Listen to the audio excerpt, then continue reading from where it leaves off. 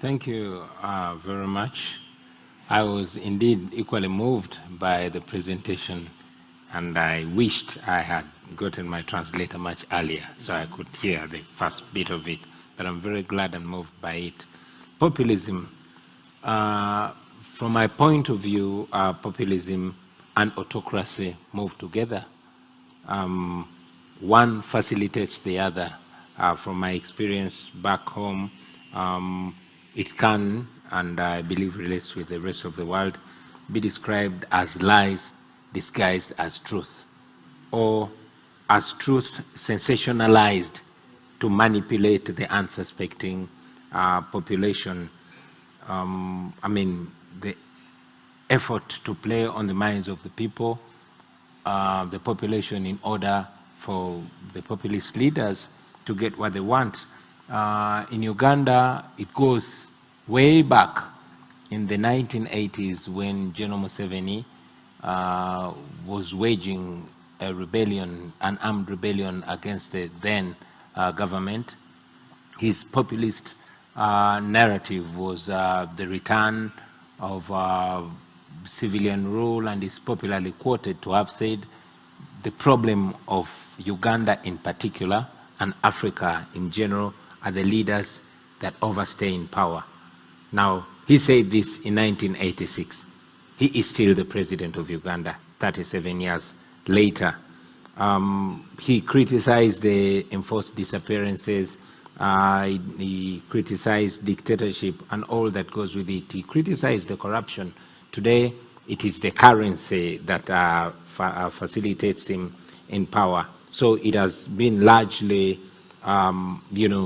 playing on the minds of the people. But leaving the 80s, that is 37 years ago, when I was 4-something years ago.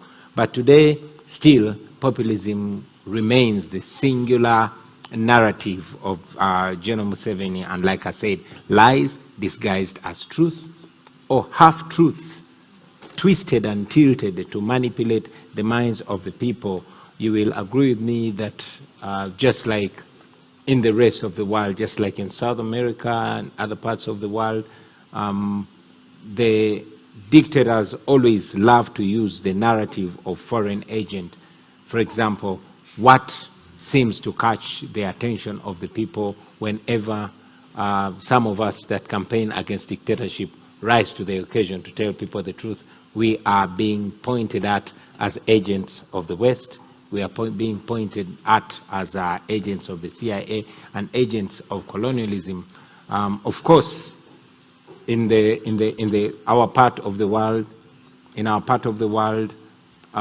colonialism still has a bitter taste in the hearts and mouths of the people of Africa. So it is very easy for the dictators to get people swung to their side when they point at those that tend to open the minds of the people as agents of colonialism, as agents of the West.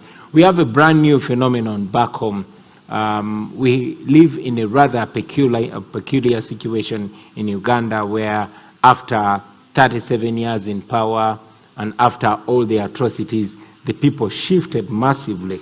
But having shifted, of course, we recognize that Uganda, and like many parts of Africa, is highly religious and highly conservative. So the new narrative today, the new populist narrative today, is the homosexual narrative. You will note that in Uganda, a new law has just been signed by General Museveni, the anti-homosexual law. And it is being preached in churches. Pastors and preachers are being used as the new narrative to make people forget about the corruption, to make people forget about the extrajudicial killings, to forget about all the atrocities and focus on the ungodly homosexualism. And I mean, that is the new populist narrative that is being pushed back home. I'm very glad that in this book, African military populists are mentioned. And yes, the African military populists / dictators love to throw around the sovereignty card. oh yeah, we are doing what we are doing because we seek to preserve the sovereignty of Africa, the sovereignty of our nations, so that the new opposition, message does not swing our people to embracing, new colonialism in our countries. But while the populist leaders seek to push the sovereignty narratives, on the other side, they are realistically selling or mortgaging our natural resources to China. Today in Uganda, the popular Lake Victoria, which we share with Tanzania and Kenya, the Ugandan side of it has been largely mortgaged to the Chinese. Our airport is largely taken over by the Chinese, and many other things. So conclusively, I would say, from my side of the world, populism is a very effective justification of violence and a good justification for dictatorship in Africa. So that's how challenging it is, and maybe that's the brief comment that I can give about populism as related to authoritarianism. Thank you.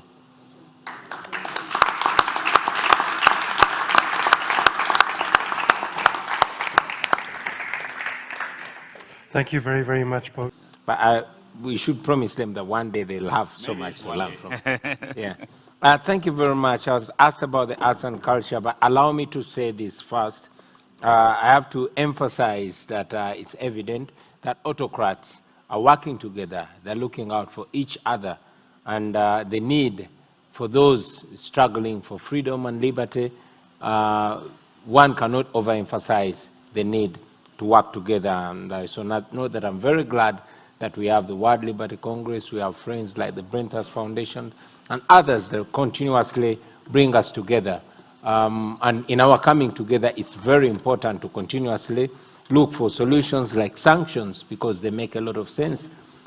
In Uganda, after crashing the healthcare system, the education system, the political elite get their treatment from abroad. And when we get those sanctions, maybe, just maybe, it will shake the autocrats to their senses. I have to also mention that indeed our friend here just mentioned that he looks at us as the moral guys, and indeed it's a fight, it's morality versus power, where the moral guys are powerless and the powerful guys are immoral. It gets even worse to see that these, our countries, where we come from, the dictatorships, actually many times have a leeway with the democracies. It's always my complaint to see that the world-renowned democracies tend to close one eye or both eyes to the atrocities of the dictatorships. It has always bothered me how a noble leader from a big democracy like the US will stand shoulder to shoulder with a tyrant like General Museveni. Recently, it was a slap in the faces of all the freedom fighters in Africa when we had a parade of African dictators with the American president. Now that rolled back the struggle for liberty a great deal. For them, it is values versus business. And whenever there's an opportunity for business, they will put the values on the side and they will embrace business, no matter how nasty and blood-soaked that business is. So coming back to the question of arts and culture, I am an artist, a musician. Actually, I blame my music popularity. That is what brought me to the politics. There came a time when all the profiled intellectuals were silenced or eliminated or exiled. And that is what caused the rise of an artist like myself, because the population seemed to see unstoppable powers, the power to reach out, the star power to reach the population, especially the young population, which Uganda happens to be. We are the second youngest population in the world. That art played a very big role, because for the last 20 years, I had been singing about freedom, singing about transformation of society and sending out messages. So music played a very big role. It continues to play a big role. However, I regret to inform you that I'm a banned artist. My music was banned in Uganda, and my name was banned on radio stations.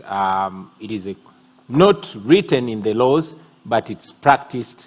That is a criminal offense for somebody to be found playing my music loud. I cannot hold concerts and the like.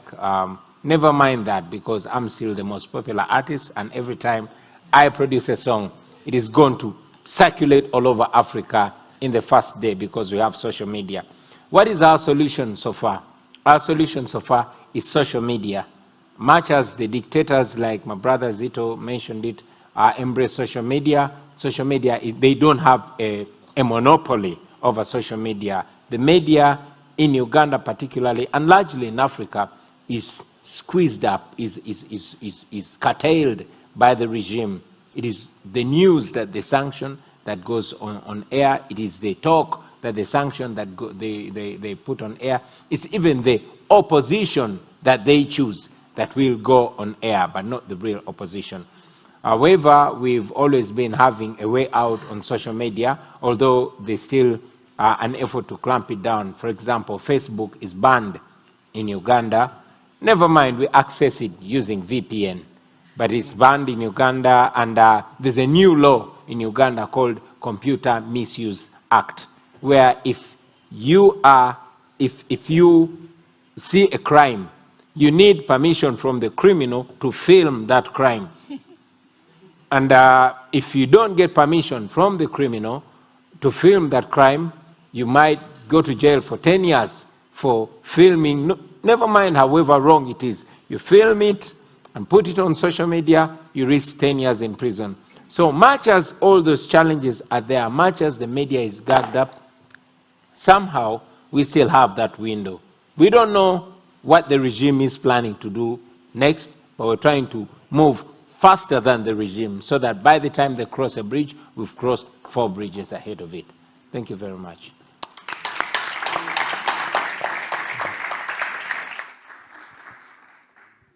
No, un par de comentarios. El primero era sobre el... Thank you very much. I'm very well represented by the words of my brother here, but I'll say that it's very necessary to emphasize that the autocrats are working together, looking out for each other and ensuring that autocracy wins. So we must also work together. And when my brother talked about Cuba, I remembered that a few years ago, maybe a year and a half or two, when Ugandan doctors were protesting and they laid down their tools because they wanted better pay, General Museveni actually worked with the Cuban government to bring Cuban doctors into Uganda. So that shows you that these guys work together, and we must work together to outsit them. We must always remember that a dictatorship anywhere threatens democracy, everywhere. We've just been reminded how Cuba exported dictatorship in these other countries. The same thing, Uganda has exported dictatorships in the Great Lakes region of Africa. So it's very, very important that we work together. And my brother Leopoldo some time ago brought an idea which I loved. We should identify the weakest dictator and make sure that dictator falls, so that we make that our base to liberate other places. I get concerned many times when I see freedom fighters, when I see democracy-seeking faces and leaders, but as soon as they take over government, they tend to play ball with the dictators in the name of diplomacy. I want to undertake that as soon as the dictator in Uganda falls, Uganda will become a base for freedom fighters all over the world, and from there we'll take over the world. Thank you very much. No, thank you. Gracias a todos. Realmente, gracias a todos. Creo que este debe ser el primero de muchos encuentros que hagamos de esta manera. Yo creo que Madrid, España, tiene que ser un espacio de encuentro para América Latina y África. Y eso nos toca a nosotros. Y nos toca a nosotros llevar esa narrativa y cambiar esa conversación. Porque esta es una lucha que tiene muchas dimensiones. Bobi hablaba justamente de que tiene una dimensión moral. Lo hablaba también Juan Carlos. Entre el bien y el mal. Entre lo correcto y lo incorrecto. Lo ético y lo no ético. Eso es una dimensión. Pero hay otra dimensión que es la de la comunicación.